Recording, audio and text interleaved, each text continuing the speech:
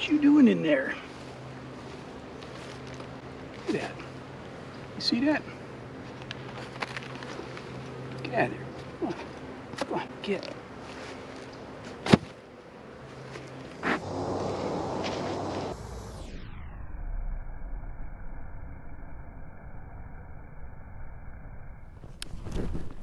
So hi, this is Bruce. So, wanted to get in these girls here and see what they are up to. It's been probably more than a month since I've been up here.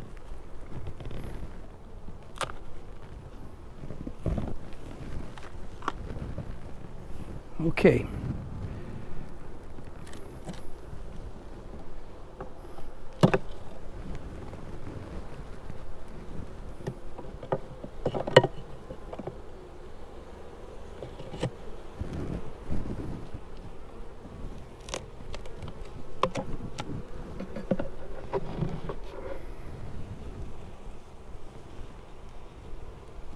Not much going on up here. But I see that the few combs they've got are looking pretty dry.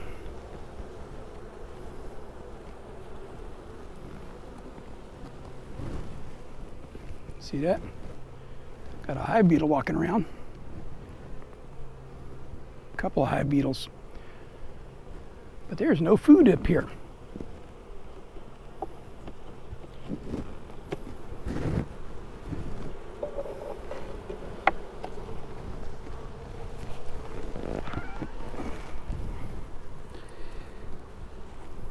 Now, you often hear me talking about the mood, food, and brood in these colonies. So, mood-wise, they don't seem bad.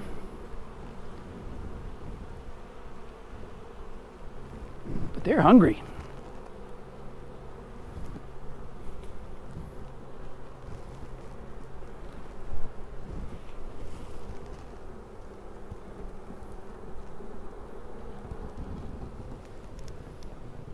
Okay, now that one's got plenty of nectar.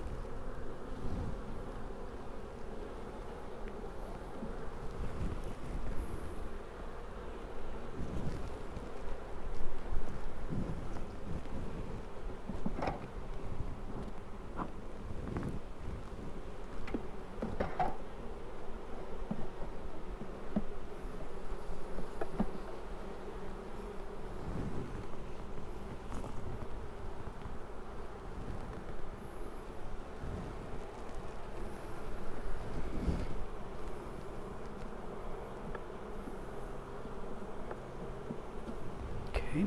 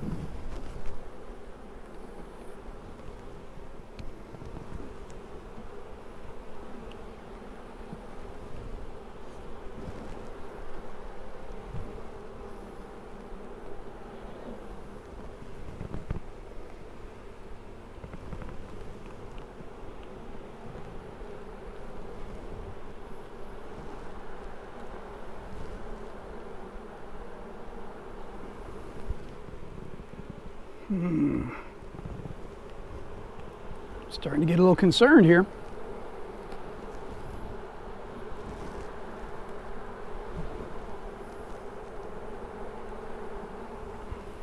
Okay, here's some brood. There's some young larvae.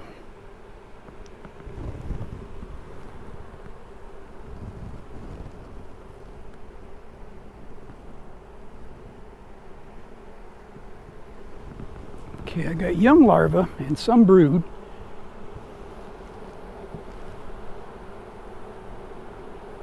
But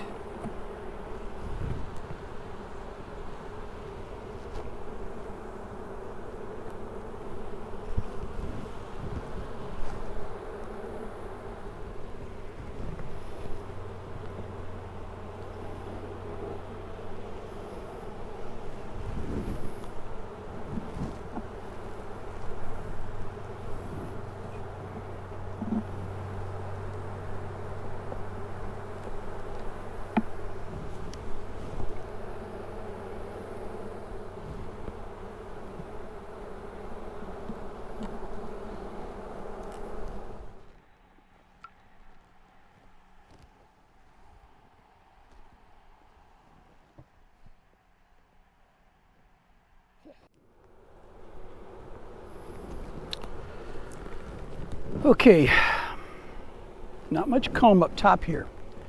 I think I'm going to add a little bit of comb in. Be right back. Okay.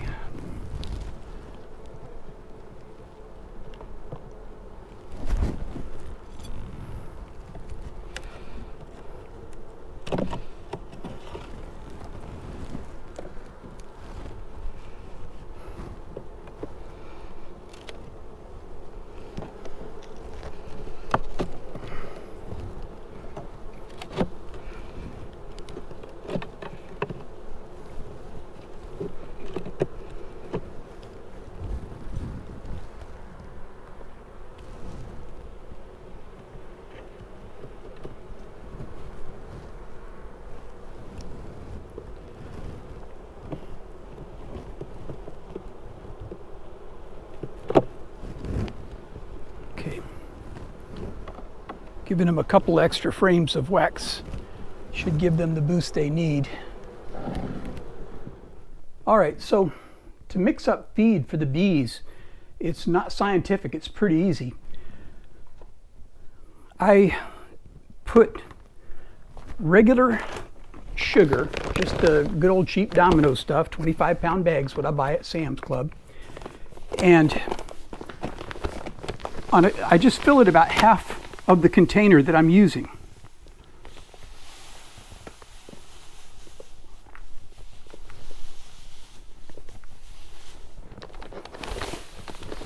And that's real good there.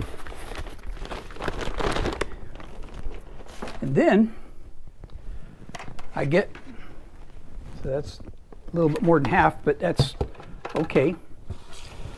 And I just turn on the water to hot, and just as hot as I can get it off my tap, and I mix it up. Pretty easy stuff. It's sort of one-to-one, but it's not a real scientific measurement. Look at these bees. It's like a dinner bell's gone off. I feed them about this time every day. I just put the bucket up here, and I got some pine straw, and I put that in it so they won't drown. Get off me, girl. Okay, so for my 10 frame boxes, I like to use this type of feeder here. I've heard this called a Jiffy Round. I don't know if that's the right terminology or not, but it comes in 3 pieces. There's this little cup in here, and so the bees can crawl up from inside, and then this cup goes to here. And so the level of liquid's around here, so they can crawl up, take a drink without coming out. And the advantage is that I can come over here and take the top off and check the level, and if it's not all the way down where they've gotten out, then I can feed it, I can fill it right up. So the way this works is, hello girls, oops.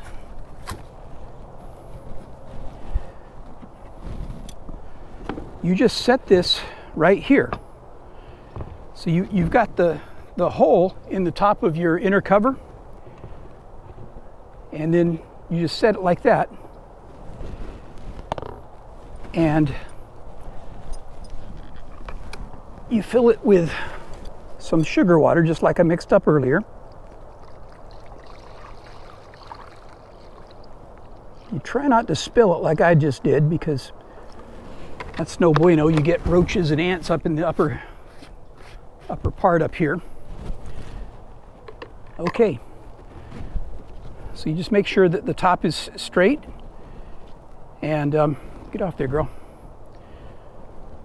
You cover it like that. Then what you do is you take an empty medium and you put this on top here, and then you put the cover on. I got a bunch of bees in the lid that I want off. Come on, get off, get off, get off, get off. Because I don't want them trapped in the upper box. And that's it. That's how you do that. So what I do for my 5-frame stackable boxes, I fill up a jar with sugar water and get that thing on there tight, good. So there's like 5 holes punched in the lid of this box. Once you turn it over, there's a couple of drops, but then it stops dripping. All of my 5-frame boxes, the lids have this standard thing. I cut a hole right in the middle of the lid, and when I cut the hole, I save the little insert, the little thing in the middle, and then I attach it to a piece of wood, and that is my cover. So when I'm not feeding them, it's a solid box. Then, this is Florida. I mean, it gets really hot here.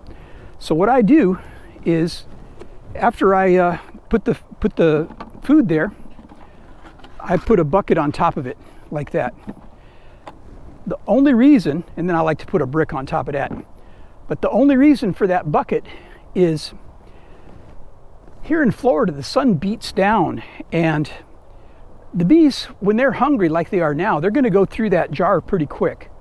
I'll come out and check tomorrow, and it may already be gone. It may be gone the next day, but they'll eat it up pretty quick because they're hungry in this box here. But if they weren't all that hungry and that jar was to stay there for a few days, with the sun beating down on it, mold grows inside, and I don't want that. All right, so that's how I feed my bees. Bees are amazing, aren't they? When I checked this colony over here, this little 10-frame has got food coming out their ears. It's full of honey. This one here is hungry. That one was hungry. A couple others were hungry. You never know, but this is why we check. We check, and if they're hungry, we feed them. When you go into your boxes, if they don't have food, just feed them. It's that simple. All right, I hope you've enjoyed this. Hope you got something out of it. This is Bruce. See you next time.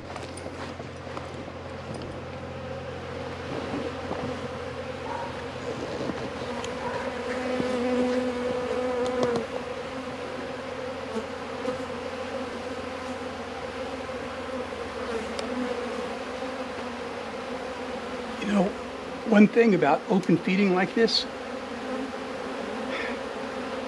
I'm not the only beekeeper in the neighborhood, so there's a good chance that these are not just my bees, it's a lot of the neighbors' bees too. So I may be feeding half the neighborhood here.